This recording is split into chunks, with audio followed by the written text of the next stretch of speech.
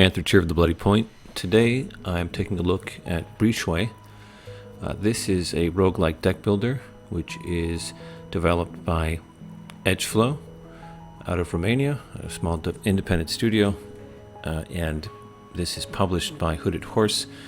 They have some actually pretty popular titles on Steam, so you might know them. This was the demo that first came out at Steam Next Fest. I didn't see it at the time. There is a playable demo now on Steam, which went up a week ago, and I came across it recently and decided to give it a look. I played, deck builders on and off over the past few years. I hadn't really played them before that, so this was kind of a new genre for me, and this particular take on it looked interesting, so that's why I decided to give it a try. So you can see here that there is a story to it, a little bit of a story. The game has a really interesting and appealing art style.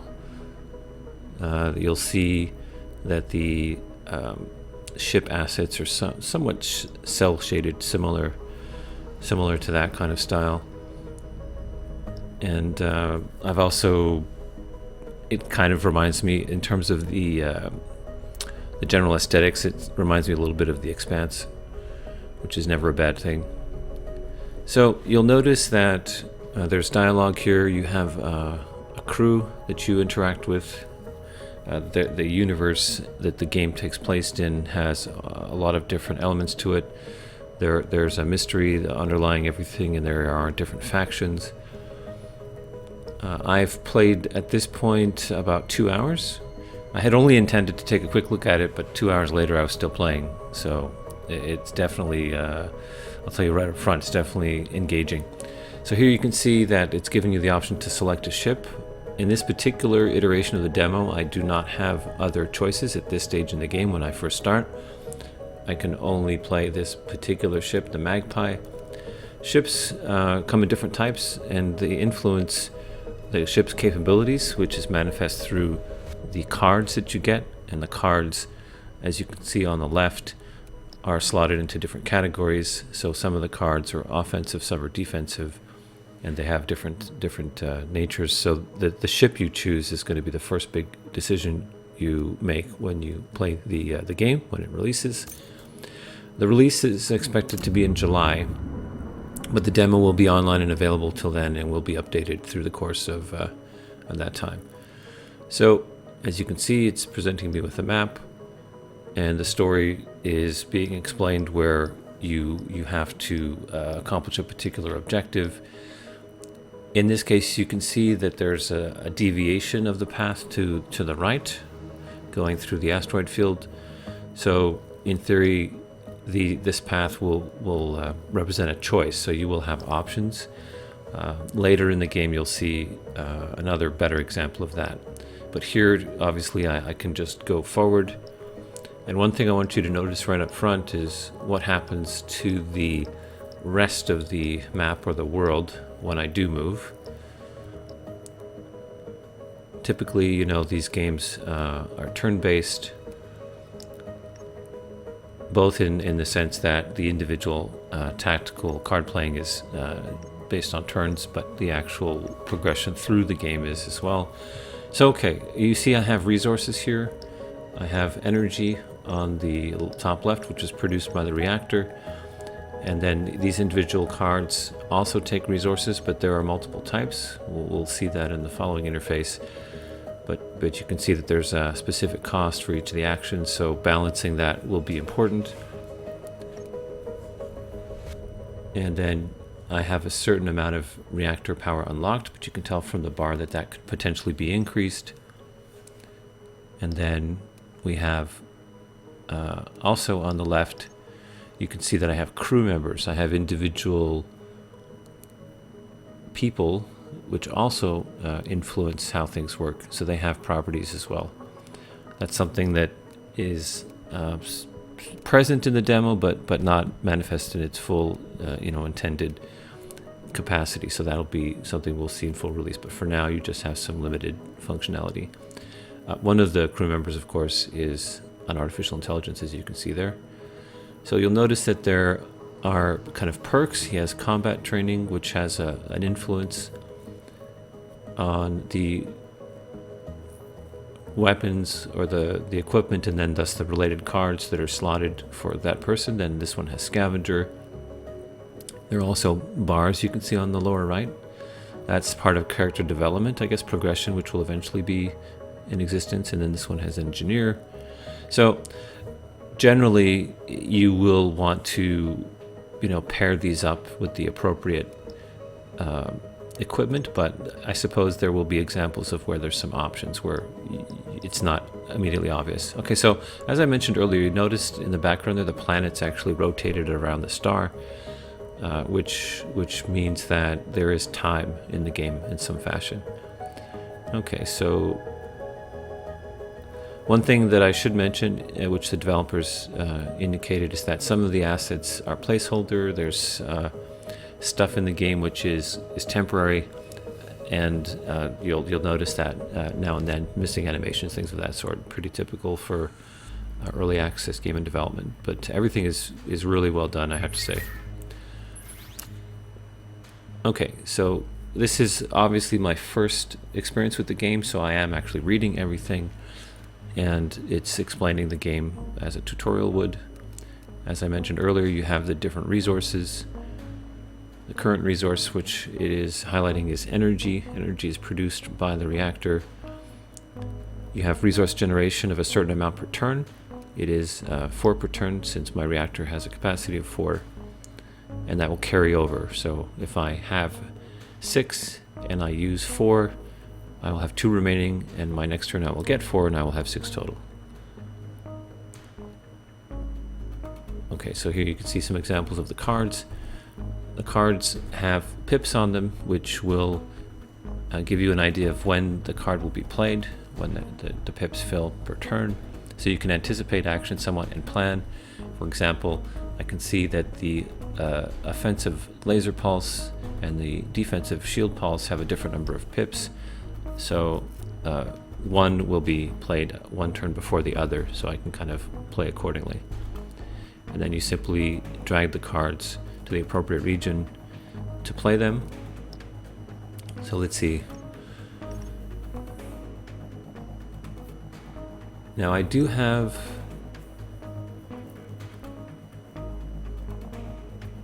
an option here. 18 is their total, hit points, I suppose, represented by the numbers under the cards. And I have 6 energy. I don't really have many options here. I don't have multiple resources, so I can't allocate them, but it is possible in later play. So I'm playing an attack card.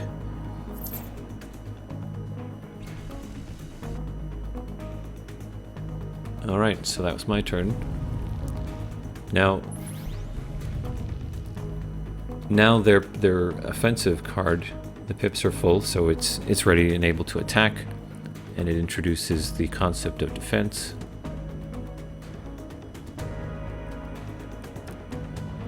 So pretty straightforward.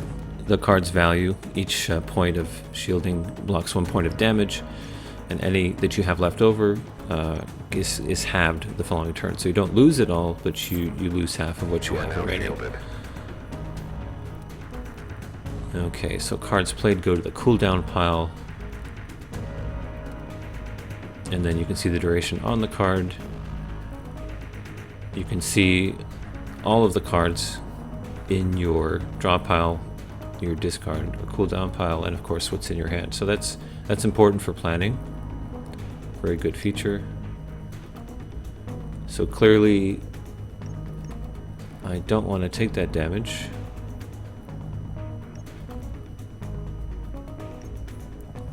Now, Target Lock is a card which has influence on following turns. There are some of these types of persistent cards with conditions. So, and you have limited resources, right? Okay, so as you can see, because I had shield up, the damage was mitigated. My lower left hit point indicator did not go down. Right, so as mentioned, there are persistent effects Now, being that this is my first playthrough, and I haven't researched the game at all, I am probably not going to do this optimally in every case, but so far so good. So applying the target lock, and you can see that it will now influence the damage from this attack. And as long as I do one attack per turn, the target lock will be maintained and that additional damage will be available. But if I, for whatever reason, do not attack on a turn, that persistent effect will go away. Okay, so their shield is now in effect. Enemy shields down. And as you can see, my attack took the hit points or the shield off.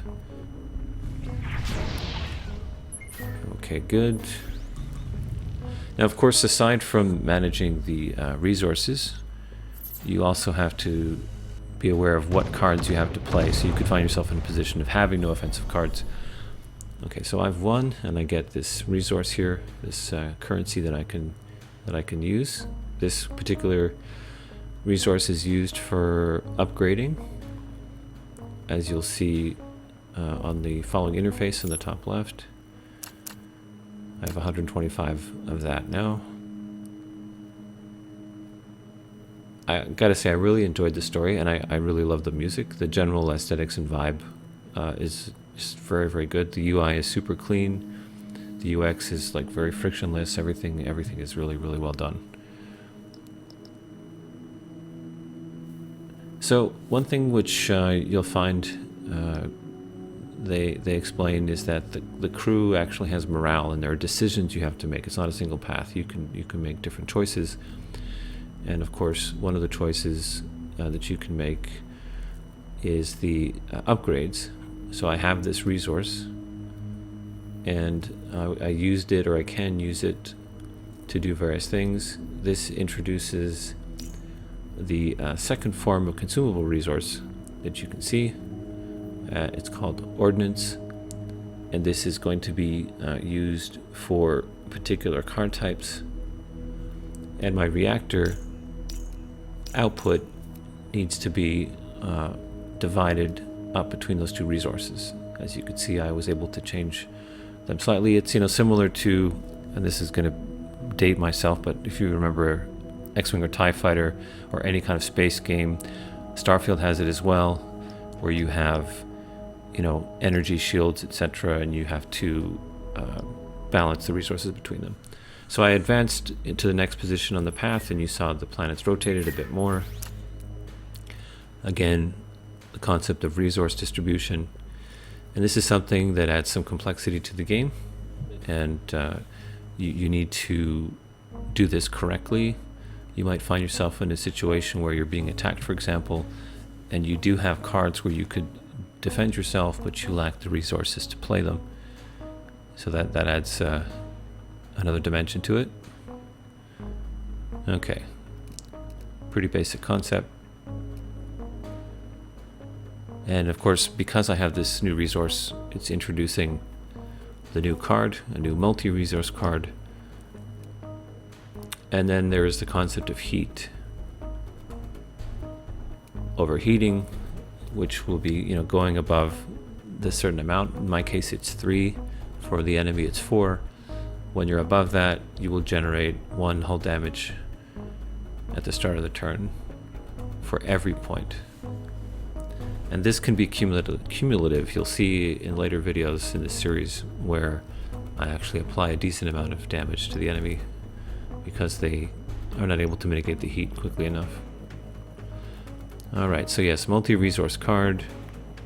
Now, it's a straight up damage, as you can see here, but some of these cards will have additional effects. Those will be added later. And again, I have the target lock card, which will increase the damage, but you have to be mindful of the order they can be played in, when they'll be attacking. So they're going to attack straight away. If I don't want to take damage, I'm going to have to use the block, which means that I can't do both the target lock, the block, and the damage card at the same time, because that would require 6 energy, and I only have 4. So I have to be careful. At this stage, obviously, I'm new to the game. I do not know at what point I can repair hull damage or how that can be done. So, you know, to play it safe, I should probably shield instead of attack. But, you know, I do have more hit points doubled in this particular ship, so I could probably take a few hits and not have to worry about it too much. But just exploring the mechanics, it seems wise to plan ahead and, you know, modify my reactor output allocation to the two different resources in such a way that I can shield myself this time and have enough of the resources to perform the attack next time. Alright, so we're going to save the target lock for the next turn.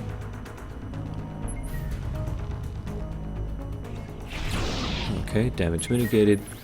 And I know the number of turns before their shields kick in, so I know that I'm going to have an opportunity. And here we introduce the precision attacks. Precision attacks don't just do damage to the ship and reduce their hull integrity. They also attack specific, you know, hard points or systems on the enemy ship, as are represented by the cards in the top right. So, for example, if I had the ability to do enough damage to put the particular ship component offline, then I wouldn't have to shield against it. I could just prevent the attack by destroying the component. You can see it shows the number of turns it would take for it to come back online underneath the card. And then of course you don't necessarily have to play the cards, you can just discard them. This is something that becomes important if you find yourself, you know, with a bunch of shield cards in your hand and you can't do any damage and you're not being attacked. So you have a lot of options here.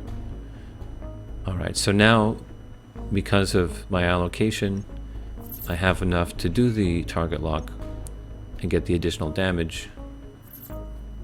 And hopefully here I can take the shield offline before it gets full pips and is activated.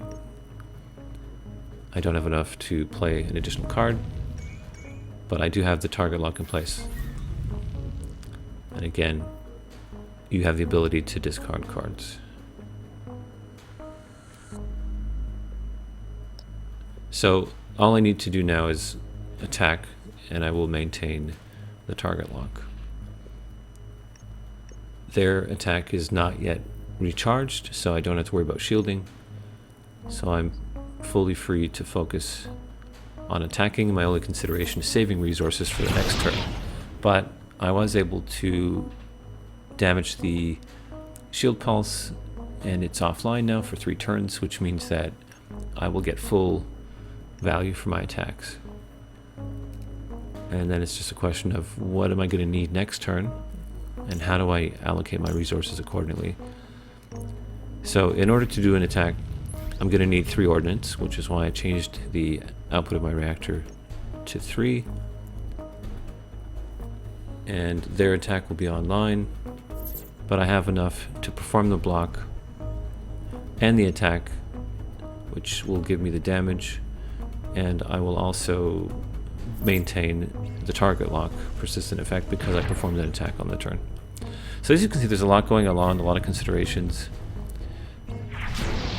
and this only gets more complex as you add different card types, more cards, and so on. Alright, so the ship is hurt and bad. I just need to finish it off there. Nice destruction animation.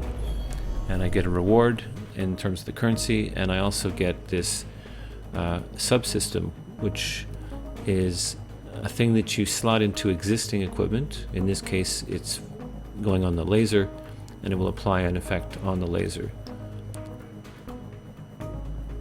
So this is another level of customization and choice that you have to manage, because the customization slots are limited, and you may find yourself having to choose between the subsystems you want to apply. Alright, so that's part 1 of my first impression on Breachway. Part 2 will continue my progression along this path. I'm really excited for this game, I have to say, and I hope you will watch the next video. Thanks as always for watching. Take it easy.